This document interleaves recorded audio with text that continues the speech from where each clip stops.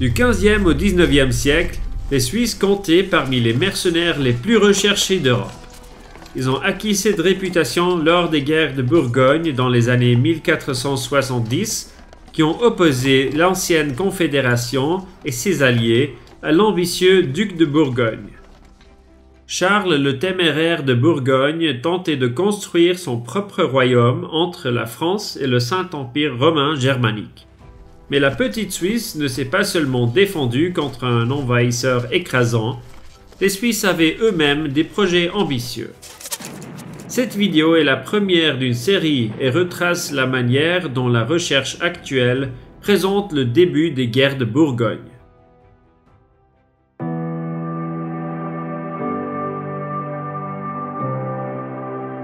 Lorsque les Suisses reviennent d'une campagne dans le Sundgau et la Forêt-Noire en 1468, ils assiègent la ville habsbourgoise de Waldshut. Après environ une semaine, le 29 juillet, ils commençaient à bombarder la ville. En plus des tirs de canon incessants, les assiégeants détournaient l'approvisionnement en eau de la ville et déployaient des bateaux sur le Rhin pour bombarder la ville à partir de là. La situation dans la ville s'est rapidement détériorée. Les bombardements incessants avaient gravement endommagé les murailles et les vivres commençaient à manquer. Sigismond de Habsbourg, qui régnait sur l'Autriche antérieure et le Tyrol, ne pouvait ou ne voulait pas intervenir. Cela laissait aux Suisses le temps de planifier tranquillement une attaque. Ils voulaient prendre la ville d'assaut le 19 août. L'attaque a été toutefois reportée car les confédérés n'étaient pas d'accord entre eux, puis complètement annulée car des intermédiaires ont persuadé les deux parties de signer un traité de paix le 27 août. Cette paix ne devait cependant pas durer longtemps. Les Suisses ont levé leur siège et Sigismond devait leur verser une indemnité de guerre de 10 000 florins. Selon Claudius Sieber-Lehmann, un spécialiste des guerres de Bourgogne, il était impossible pour Sigismond de s'acquitter de cette énorme dette avec sa propre caisse.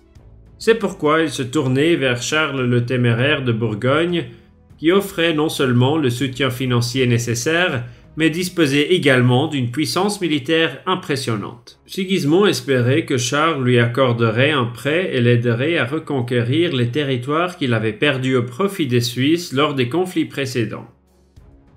Charles a accepté la transaction l'année suivante et les deux hommes ont signé le traité de Saint-Omer. Celui-ci stipulait que Charles prêtait 50 000 florins à Sigismond et recevait en échange l'Alsace, le sud de la Forêt-Noire et les 4 villes forestières en gage. Les deux hommes ont conclu en outre une alliance défensive dans laquelle Charles s'engageait à soutenir Sigismond dans sa lutte contre ses ennemis. Malgré l'accord entre Sigismond et Charles le Téméraire, ce dernier avait de plus grandes ambitions. Il n'a jamais eu l'intention de rendre les terres qu'il avait reçues en gage. Bien au contraire, il voulait étendre son empire, intégrer les morceaux manquants à son territoire et finalement créer son propre royaume. Les territoires que Sigismond avait mis en gage constituaient le complément idéal de l'empire qu'il voulait créer. Avec le duché de Lorraine, il constituait la pièce manquante entre les Pays-Bas bourguignons au nord et le Pays-Bas central, Franc-Alleux et Duché au sud. Charles était bien conscient qu'il ne pouvait pas atteindre cet objectif uniquement par la voie politique. Il a réformé son armée pour en faire l'une des forces armées les plus modernes de l'époque. Charles a remplacé les convocations féodales par les soldats recrutés en bonne et due forme et les a organisés en compagnie d'ordonnance selon le modèle français. La plus petite unité était appelée lance et 100 lances formaient ensemble une compagnie. Fin 1474, l'armée de Charles comptait 22 compagnies, était maintenue par un noyau de mercenaires disciplinés et disposait d'une artillerie importante et moderne. En bref, l'armée bourguignonne était l'une des plus modernes de son temps. Claudius Sieber-Lehmann souligne que les nouveaux territoires faisaient désormais de la Bourgogne le voisin direct des anciens confédérés qui avait entretenu des relations plus lâches mais amicales avec la Bourgogne au cours des années précédentes. Cette situation était une épine dans le pied de la ville-État de Berne. Les Bernois craignaient que leurs nouveaux voisins ne leur coupent d'importantes voies commerciales à travers le plateau suisse. Ce n'est qu'à partir des années 1960 que l'historiographie apporte un regard critique sur le rôle joué par Berne dans le début de la querelle. La recherche plus ancienne caractérisait Charles seul comme le méchant, comme l'équivalent occidental du sultan Mehmed II, comme le méchant turc de Bourgogne, qui a été vaincu par le petit mais courageux outsider suisse. Cette représentation est bien entendu extrêmement trompeuse. L'historien Karl Bettmann a montré dans les années 1960 que la diabolisation de Charles servait à la fois à légitimer la campagne contre la Bourgogne et à justifier le fait que les Suisses n'entrent pas en guerre contre les Ottomans. C'est également lui qui, le premier, a mis en évidence le fait que Berne avait largement contribué à forcer Charles à faire la guerre. Entre-temps, l'impatience de Sigismond grandissait parce que Charles ne voulait pas rompre la paix avec les Suisses, même s'ils étaient clairement un ennemi de l'Autriche. Il s'est rendu compte que Charles n'avait pas l'intention de respecter le traité conclu et savait qu'il lui serait impossible de combattre les Suisses seuls. Fidèle à la devise « Si tu ne peux pas vaincre ton ennemi, allie-toi avec lui », Sigismond a donc ouvert des négociations avec les confédérés. Le 30 mars 1474, ils se sont mis d'accord sur ce qu'on appelle la Direction éternelle, un traité de paix et d'alliance qui a mis fin à la longue hostilité entre les confédérés et la maison des Habsbourg. Le médiateur de cette nouvelle alliance était le roi Louis XI de France, opportunément un ennemi juré des Bourguignons. Un jour plus tard, l'ancienne confédération a conclu une autre alliance, la Basse Association, composée des confédérés de Sigismond, des villes de Bâle, Colmar, Strasbourg et Sélestat, et des évêchés de Bâle et Strasbourg, c'est-à-dire ceux qui avaient le plus souffert des attaques et des incursions bourguignonnes.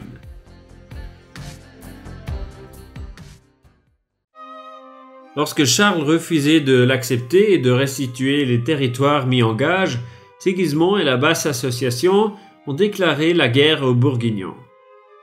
Dans l'ancienne confédération, seule la ville de Berne voulait d'abord intervenir militairement, incitée par Louis XI qui espérait, en cas de guerre, l'anéantissement de son ennemi bourguignon. En octobre 1474, il a conclu également une alliance avec les confédérés.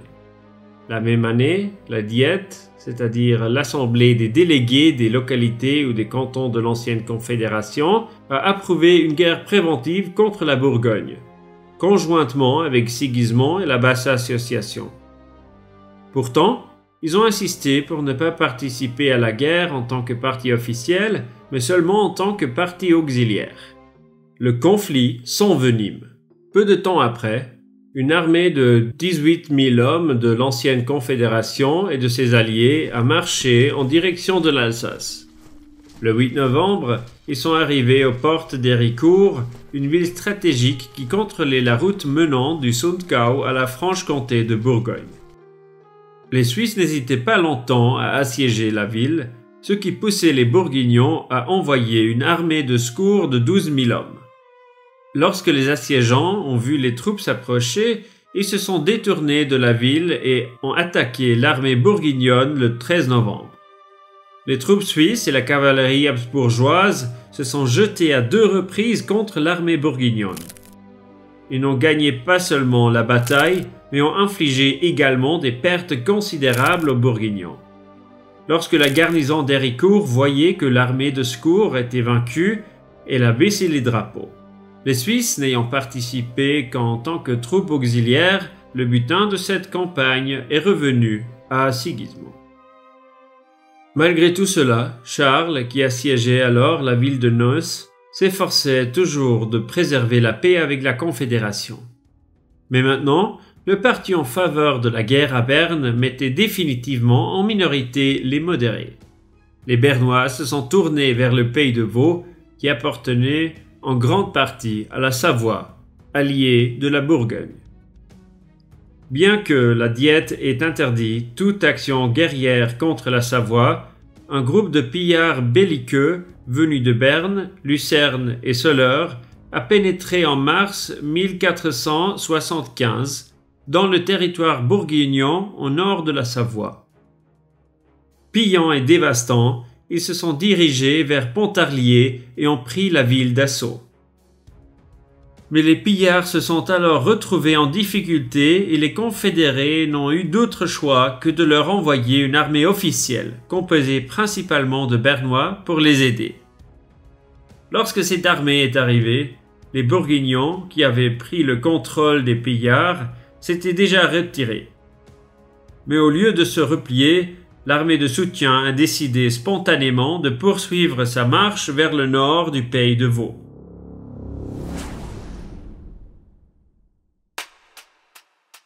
Cette avancée, qui porte clairement la marque des Bernois, était en grande partie improvisée et avait deux objectifs principaux. Premièrement, la prise de place fortifiée afin d'établir une ligne de défense avancée et deuxièmement, amener la duchesse Yolanda de Savoie à déclarer officiellement la guerre à l'ancienne Confédération. Une déclaration de guerre de la Savoie aurait en effet permis de laïciser les raies impitoyables de Berne et de légitimer une future expansion vers l'ouest. Pillant et incendiant, les Bernois ont donc traversé le canton de Vaud et se sont emparés de Granson, Orbe et Jougnes avant de se retirer. Un an plus tard, en 1475, la situation politique a changé radicalement, car Charles et le Saint-Empereur romain germanique ont enterré la hache de guerre. Charles a abandonné le siège de Neuss et s'est rendu ensuite dans le duché de Lorraine. Selon l'historienne suisse Regula Schmidt-Keeling, la Lorraine était la clé des plans de Charlemagne. Elle résume: Charles a fait ce qu'il a pu pour relier ses territoires, mais entre les deux se trouvait René II de Lorraine. Charles le Téméraire a donc tout fait pour se débarrasser de René. Après cette conclusion de paix, la basse association craignait que la Bourgogne n'agisse contre elle et Berne envoyait 1400 hommes dans le franc quartier de Bourgogne. Ces troupes se sont emparées de Lille, Blamont et Gramont. La Diète fédérale en avait alors assez du comportement provocateur, belliqueux et impitoyable de Berne. Elle a exhorté la ville-État à faire preuve de retenue. Berne n'en était pas impressionné et a lancé une nouvelle attaque contre le canton de Vaud. Selon Claudio Siba Lehmann, ils se sont emparés de 16 villes et 43 châteaux au cours d'une campagne rapide et sanglante. Les habitants de ces lieux devaient même prêter serment à leur nouveau maître bernois. Mais pour réduire les coûts au minimum, seules les villes qui étaient stratégiquement importantes pour sécuriser la frontière étaient conservées et renforcées par une garnison: Granson, Yverdon et Morat. À peu près à la même époque, un peu plus au sud, la République des Sept-Andes, une partie de l'actuel Valais, a fait 2 incursions infructueuses en territoire savoyard. La duchesse Yolanda de Savoie a répondu promptement à cette agression. Le 12 novembre 1475, elle est entrée à Comté, près de la frontière, avec une armée de 8500 fantassins et 1500 nobles à cheval. La première forteresse des Sept-Andes, la ville de Sion, n'était défendue que par environ 300 hommes et des renforts de 3000 à 4000 hommes, appelés l'assaut terrestre des Andes, n'étaient qu'en train d'arriver. La bataille a commencé le matin du 13 novembre, lorsque l'armée savoyarde a traversé la rivière Morge et a défait l'avant-garde valaisanne lors d'un bref combat. Au même moment, une petite troupe de Savoyards a avancé le long du flanc de la montagne vers le village de Saviez, a écrasé les quelques défenseurs et a pillé les villages environnants. L'armée principale a avancé alors vers Sion et a pénétré dans la partie ouest de la ville. Ce n'est qu'à ce moment-là qu'une force défensive est arrivée et a chassé à nouveau les Savoyards de la ville. L'armée de Yolanda s'est regroupée dans le village de La Planta. Les Valaisans mal équipés les suivaient, mais n'ont pas pu faire grand-chose en rase campagne et il semblait bientôt que leurs troupes allaient se dissoudre. Mais juste à temps, 3000 volontaires de Berne, Soleure et Fribourg sont venus à la rescousse. Ils avaient franchi le col du Sanetsch et avançaient maintenant en direction de Savièse, menaçant ainsi le flanc gauche des Savoyards. Les nouveaux arrivants ont demandé aux Valaisans qui reculaient de retourner à la bataille et ont massacré sur place ceux qui tentaient de s'enfuir. Afin de protéger leur flanc gauche, les Savoyards se retiraient légèrement vers l'ouest, ce qui a poussé les Confédérés et les Valaisans à attaquer immédiatement leur front. Les deux armées se sont rencontrées sur une plaine près de La Planta. Après un combat acharné, l'armée de Yolanda a pris la fuite en panique, laissant derrière elle plus de 1000 hommes tués et un riche butin. Les vainqueurs poursuivaient les fuyards jusque tard dans la nuit et ont occupé Canté. Les jours suivants, ils ont poursuivi leur avancée et ont conquis les parties inférieures de la vallée jusqu'à Saint-Maurice et le col stratégique du Grand Saint-Bernard. Le 1er décembre, les Sept Andes ont signé une trêve avec Yolanda de Savoie. 2 semaines plus tard, la situation sur la scène politique a changé à nouveau radicalement. Le roi de France a complètement changé d'attitude et a conclu une paix de 9 ans avec son ennemi juré, Charles de Bourgogne. Ce dernier avait ainsi mis fin aux querelles avec 2 de ses ennemis les plus puissants, le Saint-Empereur romain germanique et le roi de France. Les anciens confédérés et leurs alliés se sont retrouvés seuls face à la formidable puissance militaire de la Bourgogne. De manière surprenante, Charles s'en tenait toutefois à la paix avec les confédérés malgré toutes les provocations. Mais Berne lui a fait savoir qu'elle ne pouvait accepter la paix que si ses alliés, la Basse Association et le duché de Lorraine, y étaient également inclus. Charles refusait, car il ne voulait en aucun cas abandonner l'Alsace. La guerre ne pouvait plus être évitée.